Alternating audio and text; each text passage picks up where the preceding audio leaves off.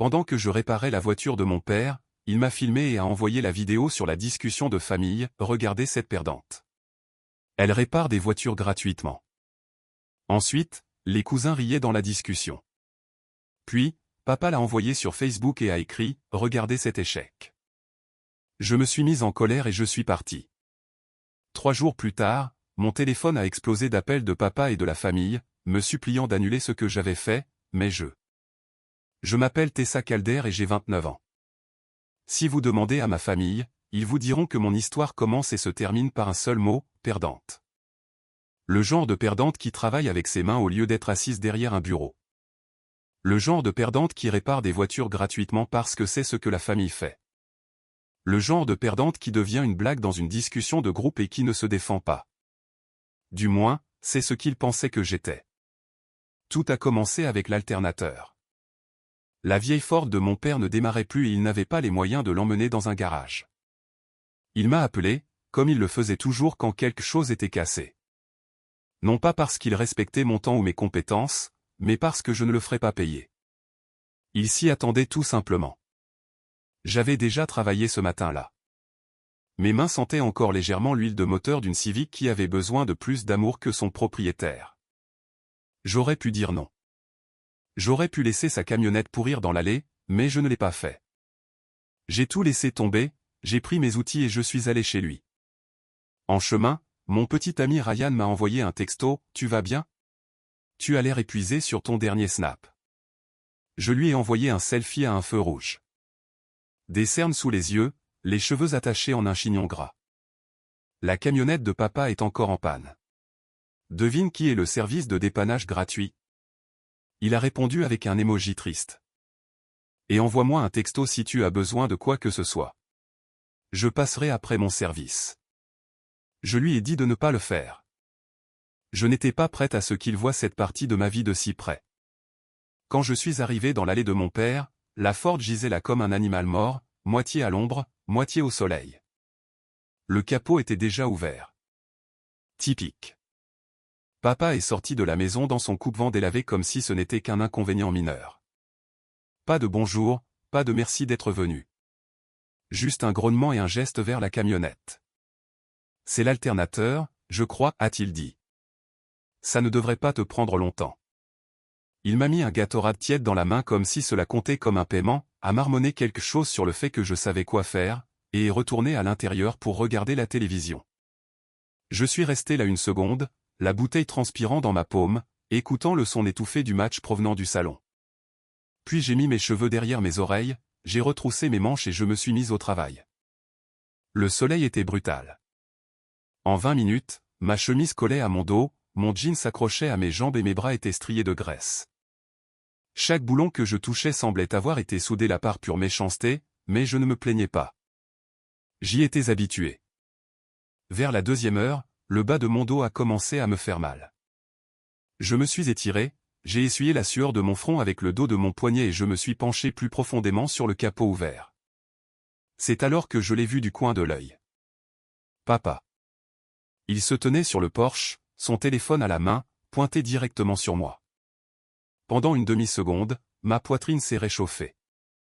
J'ai pensé que peut-être, juste peut-être, c'était un de ces moments gênants de père où il était fier, mais ne savait pas comment le dire. Peut-être qu'il voulait montrer aux gens que sa fille pouvait réparer ce que les autres ne pouvaient pas. Alors j'ai levé les yeux, j'ai fait un petit signe de tête à la caméra, j'ai même réussi à esquisser un sourire fatigué. Je me suis senti stupide pour ça plus tard. Je n'ai réalisé ce qu'il avait fait que lorsque j'ai regardé mon téléphone pendant une pause pour boire. Je me suis assise sur la marche de l'entrée, j'ai dévissé le bouchon du Gatorade et j'ai sorti mon téléphone de ma poche. Des notifications, des dizaines. La discussion de groupe de la famille, celle qui ne s'animait habituellement que pour les messages d'anniversaire et les mèmes recyclés, explosait.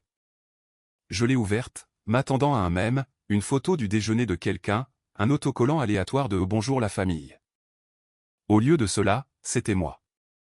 Une vidéo de moi penché sur le moteur, ma queue de cheval pendant, ma chemise collée à mon dos, les bras couverts de graisse, essuyant la sueur de mon visage avec le dos de ma main, et la légende au-dessus, écrite par mon père.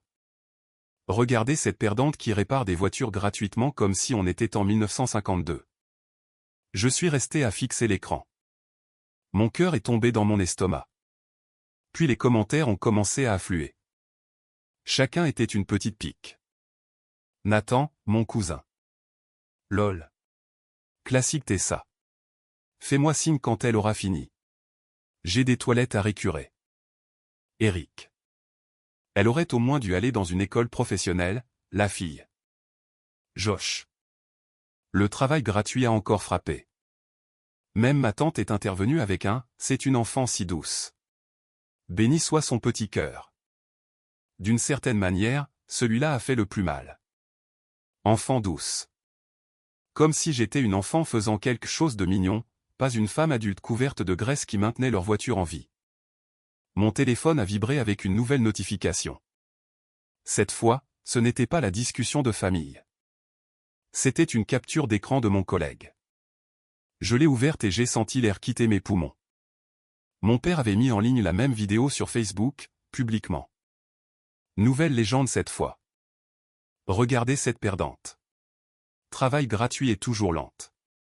Plus de 60 commentaires. Certains de personnes dont je n'avais pas entendu parler depuis le lycée. Riant. Taguant d'autres personnes. Partageant. Mon pouce planait pendant que je faisais défiler. Des gens avec qui je traînais. Des garçons qui me plaisaient. Des filles qui s'asseyaient autrefois à côté de moi en chimie se taguaient maintenant les unes les autres dans les commentaires. Un gars a écrit « N'a-t-elle pas pleuré une fois en cours de sport ?» 19 j'aime. Une autre notification est apparue. Ryan. Tess, ton père a posté une vidéo. Je suis vraiment désolé. Chloé l'a envoyé à notre ancienne discussion de groupe. Est-ce que tu vas bien? Chloé, son ex. Bien sûr qu'elle l'avait vu. Bien sûr que c'était divertissant. La petite amie mécanicienne perdante couverte de sueur et de saleté, moquée par son propre père. J'ai regardé les messages en silence. Je n'ai pas répondu dans la discussion. Je ne me suis pas défendu dans les commentaires. Je n'ai pas envoyé un seul mot à mon père. Je me suis juste levé, je suis retourné à la Ford et j'ai rangé mes outils soigneusement, délibérément. Cliquet, clé, jeu de douille. Chaque pièce s'en cliquetant à sa place dans ma boîte à outils comme un point à la fin d'une phrase.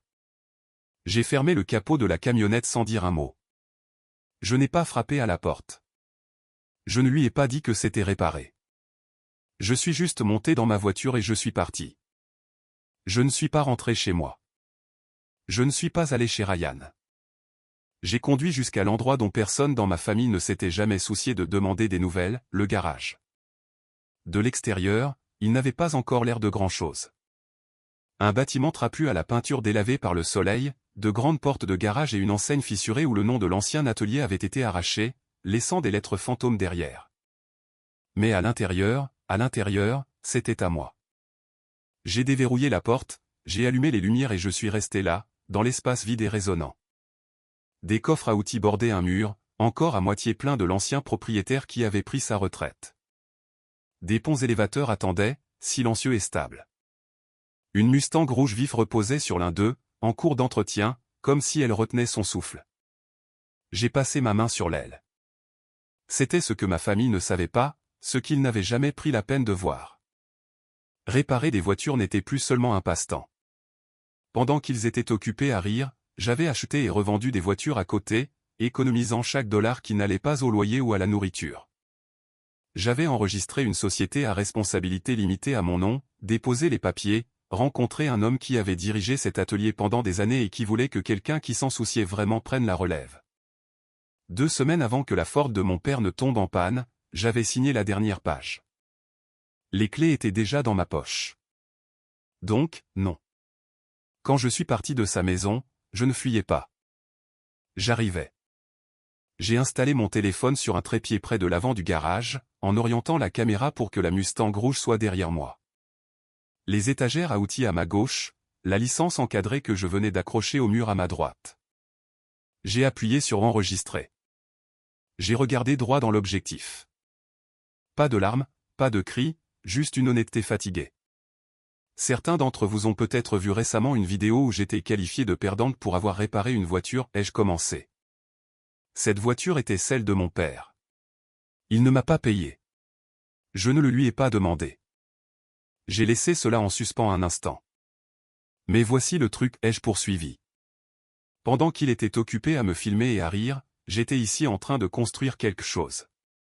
Je me suis écarté pour que la caméra puisse voir la vue complète de l'atelier, les ponts élévateurs, la Mustang, la licence sur le mur avec mon nom. C'est mon nouvel atelier, ai-je dit doucement. Il m'appartient maintenant. C'est à moi.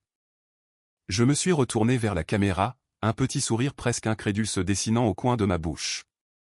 Et oui, ai-je ajouté. Il s'appelle Free Labor Auto, du nom de la blague. Alors, merci pour la publicité, papa.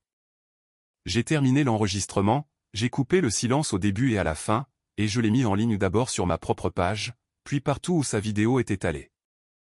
En 24 heures, mon téléphone a tellement vibré qu'il a surchauffé. Des commentaires, des partages, des messages directs de personnes que je n'avais jamais rencontrées, de mécaniciens des villes voisines, d'enfants qui avaient été traités de perdants pour aimer le travail salissant, de femmes qui avaient été moquées pour ne pas avoir de vrais emplois. Et enfouis dans ces messages, les appels ont commencé, de mon père, des cousins, de parents qui n'avaient pas pris la peine de connaître mon deuxième prénom. Ils voulaient parler. Ils voulaient apaiser les tensions. Ils voulaient que j'annule ce que j'avais fait. Mais ce qu'aucun d'eux ne comprenait, pas encore, c'est que je n'avais pas seulement posté une vidéo de répartie. J'avais tracé une ligne. Et pour la première fois de ma vie, je me tenais de l'autre côté. Le truc quand on lance une grenade dans sa propre vie, c'est qu'on ne sait jamais vraiment dans quelle direction les éclats vont voler. Le 3e jour après avoir posté la vidéo de l'atelier, mon téléphone s'est transformé en sirène. 30 appels manqués, 11 messages vocaux, des dizaines de textos non lus. D'abord, c'était mon père, puis ma mère, puis les cousins, puis des parents dont je ne voyais le nom que sur les cartes de Noël. J'ai regardé l'écran s'allumer sur l'établi de l'atelier pendant que je changeais l'huile d'une berline d'un client. Je ne l'ai pas touché, je n'ai pas bronché quand il a vibré. Mon collègue Louise a jeté un coup d'œil au téléphone qui vibrait. « Tout va bien ?» a-t-il demandé. « Juste la famille » ai-je dit. La voiture est en meilleur état qu'eux. Il a ri, ne comprenant pas vraiment, et est retourné à son propre poste. Quand l'heure du déjeuner est arrivée, j'ai finalement pris le téléphone, non pas pour répondre, juste pour écouter. Le message vocal de maman est arrivé en premier, sa voix déformée par la panique et les larmes. « Tessa, ma chérie, qu'est-ce que tu fais? Tu déchires cette famille. Appelle ton père. Retire cette vidéo, s'il te plaît. S'il te plaît, arrange juste ça. » Puis la voix de papa. Il a commencé calmement, presque sereinement. « Tess, ça devient incontrôlable. Tu as fait valoir ton point de vue. Retire la publication et nous parlerons comme des adultes. » Au 3e message vocal, il avait abandonné son calme. « Petite morveuse ingrate. Tu m'as fait passer pour un imbécile devant tout le monde. Tu penses que des étrangers te connaissent mieux que ton propre père. Retire cette fichue vidéo ou ne prends pas la peine de revenir ici. » Les messages s'accumulaient. Mes cousins, soudainement tout sourire. Nathan. Salut, Tess. Je ne pensais rien de mal avec les commentaires. Lol. Tu sais comment on plaisante. Ton atelier est vraiment génial par contre. On devrait collaborer sur quelque chose. Eric. Désolé pour le commentaire sur l'école professionnelle. Fier de toi, cousine. Fais-moi signe. Josh. Nous sommes une famille au final. Ne laisse pas les médias sociaux gâcher ça. Puis mon oncle, celui qui n'appelait jamais à moins que quelqu'un ne soit mort. Tessa, qu'as-tu fait? Arrange ça maintenant. J'ai fait défiler tout ça sans leçon, mon pouce bougeant automatiquement, mon cœur étrangement calme. Il n'avait aucune idée. Il pensait que j'étais toujours la gamine qui encaissait sans rien dire. La fille qui en riait quand il plaisantait sur mes passe-temps, demandant si je jouais toujours à la mécanicienne comme si c'était une phase que je finirais par dépasser. Il ne savait pas que je préparais ma sortie depuis des mois, pas seulement de l'aller. De la version de moi-même qu'il n'arrêtait pas d'essayer de clouer comme une plaque d'immatriculation. Ryan a envoyé 3 textos. J'ai vu les commentaires. Je suis désolé, Tess. Est-ce qu'il te menace? S'il te plaît, dis-moi que tu es en sécurité. Je vais passer. J'ai répondu une fois. Je suis à l'atelier. Je vais bien. Puis j'ai posé le téléphone face contre terre et j'ai fixé le sol en béton. La vérité, c'est que ce n'était pas seulement à propos de la vidéo de la voiture. Ce clip n'était que le dernier d'une longue série de coups. La fois où il s'est présenté ivre à ma remise de diplôme du lycée et a crié mon nom de travers. La fois où il a dit à mon petit ami de l'époque à l'université que j'étais trop tendre et que je finirais probablement par rentrer à la maison sans un sou. La fois où il a ri devant mes amis quand j'ai dit que je voulais travailler avec des voitures professionnellement et a demandé si j'allais aussi épouser une clé à molette. La mort par 1000 blagues. J'avais gardé les preuves, non pas parce que je comptais les utiliser. Au début, je pense que je les gardais pour me convaincre que cela se produisait vraiment. Des captures d'écran de discussions de groupe, des photos, des messages vocaux, de petites ecchymoses numériques. Ce soir-là, après la fermeture de l'atelier, je ne suis pas rentré chez moi. Je suis resté, j'ai éteint les lumières de devant, ne laissant que les néons bourdonner au-dessus de mon poste. L'endroit ressemblait à une église après les heures de fermeture. J'ai ouvert mon ordinateur portable, j'ai créé un nouveau dossier et j'y ai tout glissé.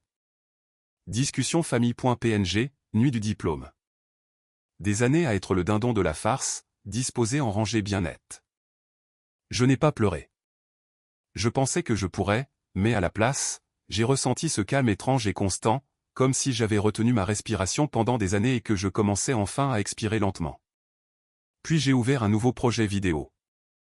Le premier clip que j'ai inséré était la publication Facebook de mon père, sa légende, les émojis qui rient, les commentaires des cousins, puis ma propre vidéo de l'atelier, puis des captures de la discussion de groupe, puis l'audio de ces messages vocaux où tu me dois ça. Pièce par pièce, j'ai construit une chronologie. Pas une histoire larmoyante, pas un montage de vengeance, juste un schéma. Quand j'ai terminé le premier montage, j'ai appuyé sur lecture et je me suis regardé évoluer à travers tout ça de l'autre côté. Me voilà adolescente, les joues rouges, essayant de rire pendant que mon père imitait ma voix devant les invités. Il y avait la capture d'écran de ma tante disant « Tu sais à quel point Tessa est sensible. Ne la prends pas au sérieux. » Il y avait les textos de papa quand j'ai mentionné pour la première fois la location d'un poste dans le garage de quelqu'un d'autre. Mignonne idée. Tu vas t'ennuyer. Les vrais emplois ne viennent pas avec des taches d'huile. Et puis finalement, la Ford dans l'allée. Moi sous le capot. Lui riant derrière la caméra. J'ai ajouté un dernier clip. Mon visage, fraîchement filmé, assise à mon bureau dans le bureau de l'atelier, les cheveux détachés, pas de graisse, juste moi. J'ai regardé droit dans l'objectif. Je ne demande pas de sympathie, ai-je dit doucement. Je ne demande à personne de haïr mon père. Je veux juste rétablir la vérité. J'ai pris une profonde inspiration. Je ne suis pas une perdante. Je n'ai pas honte d'où je viens, mais je ne laisserai personne, famille ou non, réécrire mon histoire pendant que je suis encore en train de l'écrire. J'ai terminé la vidéo là.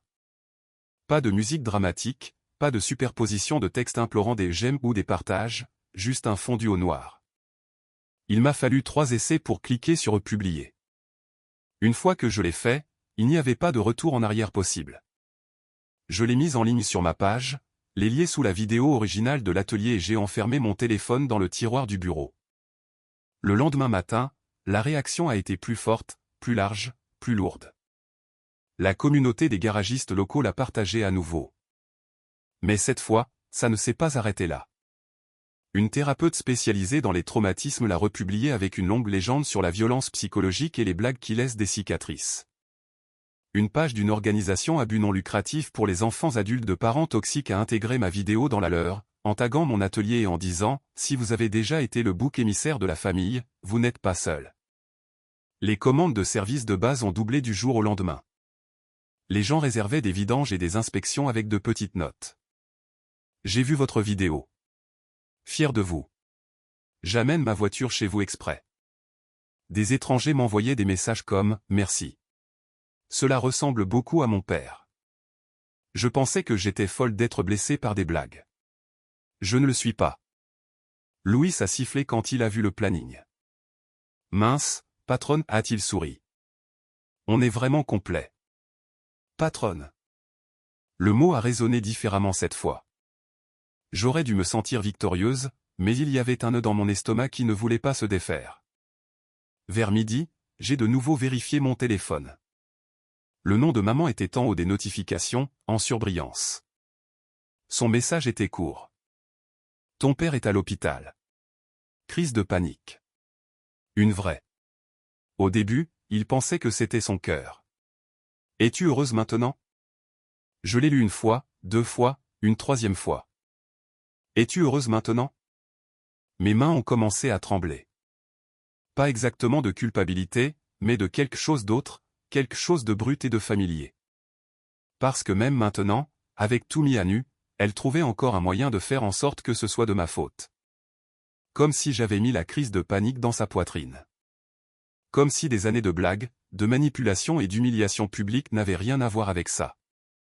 J'ai de nouveau verrouillé mon téléphone, je l'ai posé sur le comptoir et j'ai agrippé le bord de l'établi jusqu'à ce que mes jointures blanchissent. L'atelier autour de moi bourdonnait de vie normale. Les compresseurs d'air sifflaient, les outils cliquetaient, Louise chantait faux en suivant la radio. Mais dans ma tête, cette seule phrase continuait de résonner. Es-tu heureuse maintenant? La vérité, c'est que je ne savais pas ce que je ressentais. Je savais juste une chose avec certitude. Quoi qu'il arrive ensuite, je ne retournerai pas à celle que j'étais. Si les 2 premières vidéos étaient du feu, mon père a décidé qu'il allait se présenter avec un camion-citerne d'essence. Le temps que je rentre chez moi ce soir-là, les cheveux sentant l'huile de moteur, les épaules endolories par une journée de 14 heures, je me suis effondré sur le canapé, j'ai enlevé mes bottes et j'ai finalement rallumé mon téléphone. Il s'est allumé instantanément. Bip, notification, mention, tag. Je n'ai même pas eu besoin d'ouvrir quoi que ce soit pour le sentir. Il avait recommencé. Je suis allé directement sur son profil et c'était là, un nouveau compte où le vrai papa du travail gratuit. Sa première vidéo était un selfie pris dans sa camionnette, tenant une de mes vieilles clés à molette comme un accessoire de scène. Ma fille pense que je suis le méchant, mais chaque histoire en a besoin d'un. Parlons-en. Famille Vresparler Perfier. Je sentais ma mâchoire se crisper. Dans la vidéo, il parlait de la façon dont il m'avait poussé durement parce qu'il croyait en moi. Comment j'avais toujours été une enfant sensible qui prenait les choses trop au sérieux. Comment il regrettait la façon dont il avait dit les choses, mais pas la raison. Il l'a terminé avec un soupir dramatique et un sourire tremblant et les commentaires. Mon Dieu, les commentaires. Vous êtes un père formidable. Les enfants d'aujourd'hui ne supportent pas l'amour vache. Elle finira par revenir. Et entre eux, parsemés comme des mines. Votre fille vous exploite pour la notoriété. Pas étonnant qu'elle soit ta mère. Elle veut de l'attention. J'ai fermé l'application avant de jeter le téléphone à travers la pièce. 5 minutes plus tard, il a vibré à nouveau. Un message direct de quelqu'un dont je n'avais pas eu de nouvelles depuis plus d'1 an. Chloé, l'ex de Ryan, bien sûr, parce que pourquoi ne serait-elle pas impliquée d'une manière ou d'une autre? Son message était court, mais il m'a transpercé les côtes. J'ai vu le direct de ton père. Il a mentionné que tu étais toujours dramatique. Je suppose que certaines choses ne changent pas, lol. J'ai regardé son message assez longtemps pour que l'écran s'assombrisse. Je n'ai pas répondu. J'ai juste penché la tête en arrière et j'ai fermé les yeux, laissant le silence me presser. Ce n'était plus seulement de l'humiliation. C'était une campagne, une performance, une marque, et ce n'était même pas moi qui l'avais créée. Le lendemain, à l'atelier, les choses sont devenues plus étranges. Un gars est entré pendant une rotation de pneus et a demandé « Eh, est-ce que le papa de TikTok sera là ?» Ma fille veut une photo. Je l'ai regardé, interloqué. « Monsieur, c'est un garage automobile. » Il a ri comme si je plaisantais. Je n'ai pas ri en retour. 1 heure plus tard, une femme a demandé si elle pouvait prendre rendez-vous, mais seulement si l'histoire de la réconciliation père-fille était réelle. Cela devenait dangereux. Le nom de mon entreprise, mon visage, mon histoire, tout cela était en train d'être enveloppé dans un récit public délirant que mon père construisait à partir de rien. Les médias sociaux n'étaient plus seulement agaçants. Ils s'infiltraient dans la vie réelle, dans mes moyens de subsistance. Et le pire, c'est qu'il adorait ça. Chaque fois que j'actualisais sa page, il avait posté quelque chose de nouveau. Une vidéo de lui debout devant son garage, prétendant que c'était mon atelier. Un montage de vieilles photos de moi enfant sur une musique de violon dramatique. Une voix off où il disait « Je l'ai élevée à la dure ». Elle me déteste peut-être maintenant, mais le monde l'a rendue forte. Je l'ai juste préparée. Les commentaires étaient un cauchemar. Des gens le louant comme une sorte de héros incompris. D'autres me traitant d'ingrate, de brisée, d'instable. Je voulais crier. Au lieu de cela, je suis devenue silencieuse parce que ce que papa ne savait pas, c'était ça. J'avais des preuves. Pas des mèmes, pas des blagues, des preuves. Chaque appel, chaque message vocal, chaque moment de manipulation psychologique, chaque manipulation déguisée en préoccupation paternelle. Tout était sauvegardé, organisé, horodaté, prêt. Pas pour la vengeance, pour la vérité. Et je savais exactement qui pouvait m'aider. Jenna, ma plus proche amie, intelligente, observatrice, une ancienne étudiante en journalisme qui s'est reconvertie dans le marketing parce qu'elle en avait assez d'être censurée par les rédacteurs en chef. Et Marcus, le gars qui m'a aidé à enregistrer ma société. Esprit vif, loyal, tolérance zéro pour l'hypocrisie. Il ne parlait pas beaucoup, mais quand il le faisait, c'était important. Je leur ai envoyé à tous les deux le même message. J'ai besoin d'aide. En moins d'une heure, ils étaient à mon atelier. Nous nous sommes assis dans le bureau arrière, entourés de paperasses, d'outils et du faible bourdonnement des néons. Je leur ai tout raconté, je leur ai tout montré. Les vidéos, les fausses publications de sympathie, les diffusions en direct, les messages de Chloé, les clients qui venaient pour des séances de photos. Le visage de Jenna est devenu pâle. La mâchoire de Marcus s'est contractée comme s'il broyait du gravier invisible. Ce n'est pas juste un drame familial mesquin, a dit Jenna. Il te monétise. Il construit une marque sur ta vie, a ajouté Marcus. Sur ta douleur. J'ai hoché la tête lentement. Je sais. Puis j'ai ouvert le dossier du tiroir de mon bureau. À l'intérieur se trouvait un contrat, clair, hermétique, rédigé par un avocat que Marcus connaissait. Il stipulait que mon père ne pouvait pas utiliser mon nom, mon image, mon entreprise ou mon histoire dans quelque contenu que ce soit. Il ne pouvait pas prétendre être associé à Freelabor Auto. Il ne pouvait pas mettre les pieds dans mon atelier sans y être invité. Aucune exception. Et puis je leur ai raconté le reste du plan. Un piège, pas malveillant, juste pour révéler la vérité au grand jour. J'inviterai mon père à l'atelier sous prétexte de discuter d'un arc de rédemption père-fille pour la chaîne de télévision Channel 4, car bien sûr, il tomberait dans le panneau.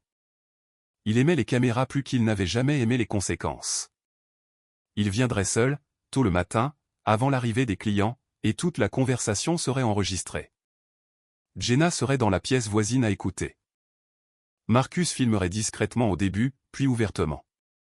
Et si mon père essayait de mentir, de déformer ou de manipuler, nous aurions des preuves.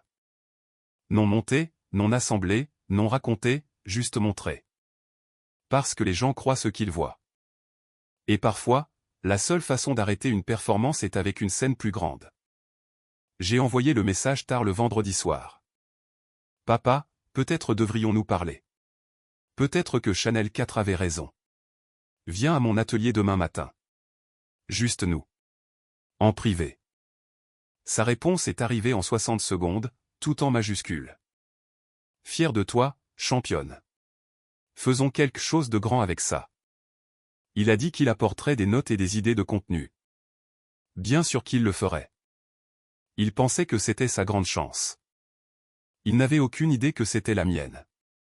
Le samedi matin est arrivé avec une immobilité froide et métallique, le genre qui s'installe dans un atelier avant que les portes du garage ne s'ouvrent et que la journée ne commence. L'air extérieur était vif, pâle, presque trop silencieux. À l'intérieur de Freelabor Auto, toutes les lumières étaient éteintes, sauf celle du bureau. Jenna était assise derrière la porte fissurée de la salle de stockage, des écouteurs branchés, écoutant via le micro. Marcus se tenait près de mon bureau, appuyé nonchalamment contre le classeur, téléphone prêt, mais orienté vers le bas, enregistrant sans attirer l'attention. Je ne m'étais jamais senti aussi éveillé ou aussi prête. À 7h45, 15 minutes plus tôt que je ne lui avais dit, j'ai entendu ses pas, durs, confiants, comme s'il possédait le sol sur lequel il marchait.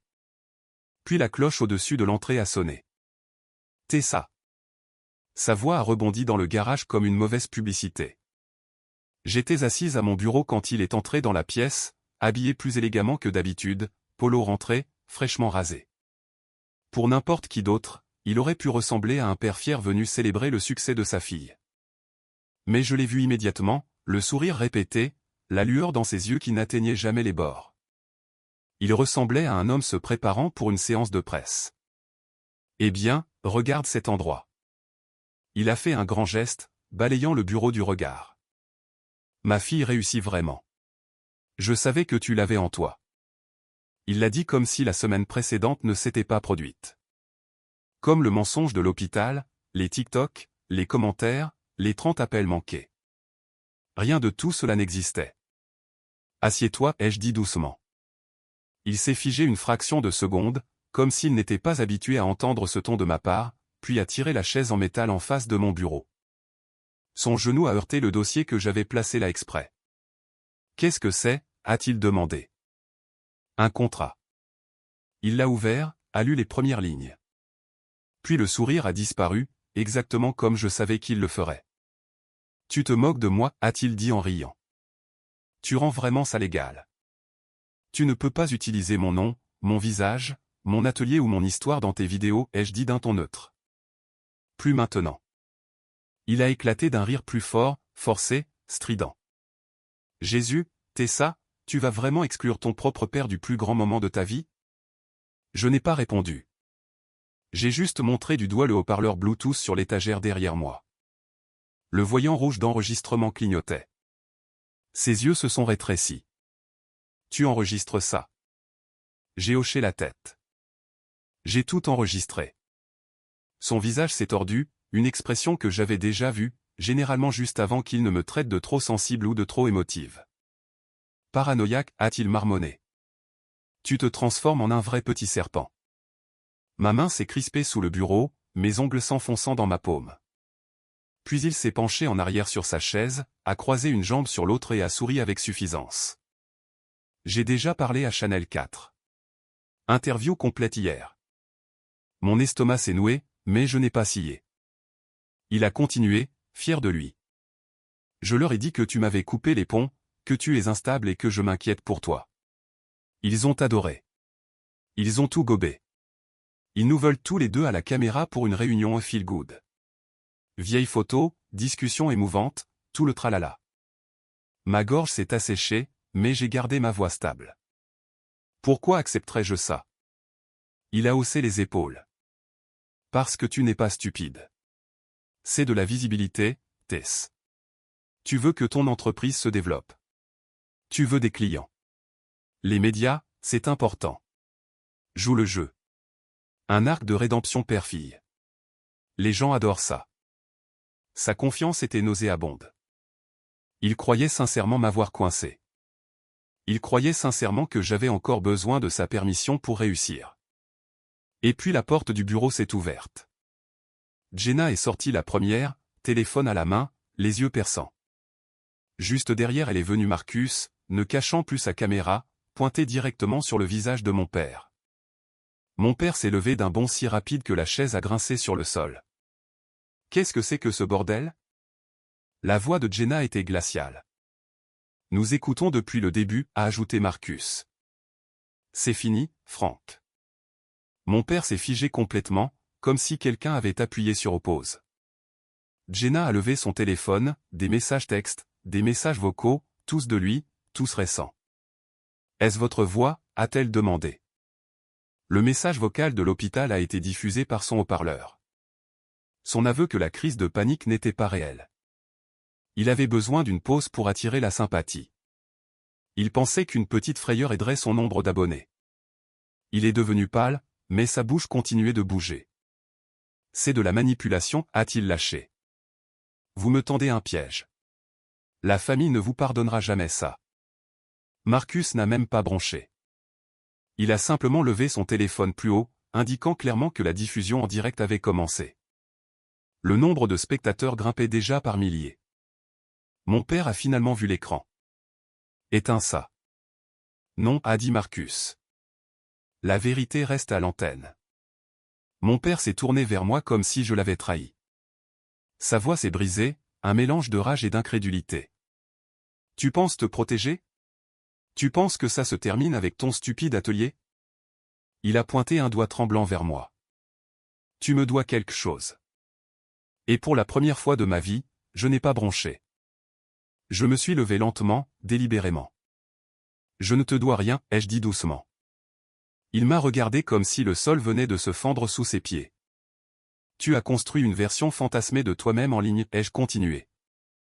Je montre juste aux gens la vraie. Jenna s'est placée à côté de moi. Marcus a orienté sa caméra une dernière fois. Le visage de mon père s'est contorsionné.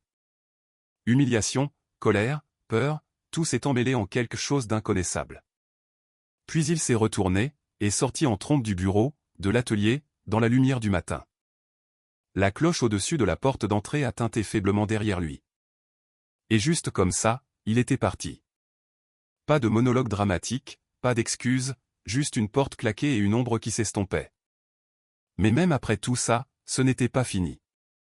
Les conséquences. Le lundi matin, mes messages étaient un champ de bataille. La sœur de mon père, tu as humilié le nom de la famille. Nathan, tu es allé trop loin. Un autre cousin, on ne faisait que plaisanter. Pourquoi as-tu dû déclencher l'arme nucléaire? Soudain, les mêmes personnes qui se moquaient de moi pour avoir réparé une voiture étaient maintenant des experts en pardon, en famille, en loyauté. Et puis Chanel 4 a appelé.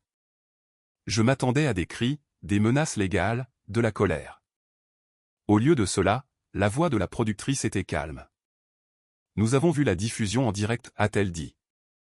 Nous abandonnons le segment père-fille. Un temps de silence.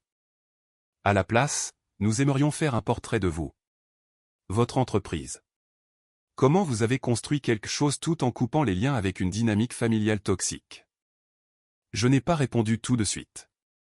Cela semblait irréel, comme si quelqu'un m'offrait une version de ma vie sans tout le bruit. Je vais y réfléchir, ai-je dit, et je le pensais parce que soudainement, pour la première fois, il y avait de l'espace pour réfléchir. Cet après-midi-là, je suis allé dans un magasin de téléphonie, j'ai pris une nouvelle carte SIM, un nouveau numéro, sans sauvegarde. Quand je suis sorti, mon téléphone était vierge, silencieux, paisible, à nouveau à moi. Ce soir-là, alors que le soleil plongeait derrière l'atelier, je suis sorti et j'ai pris une photo de la nouvelle enseigne que nous venions enfin d'installer. Freelabor Auto. Audacieuse, nette, se dressant au-dessus du monde qui s'était autrefois moqué de moi. Je l'ai postée avec une seule phrase. Construit sur le manque de respect, fonctionnant sur la paix. Pas de commentaires autorisés, pas d'explications, pas d'excuses, juste la vérité. Puis j'ai éteint le téléphone, éteint les lumières, verrouillé la porte. Pour la première fois de ma vie, le silence me semblait appartenir. Et l'histoire qui appartenait autrefois à tout le monde, elle m'appartenait enfin.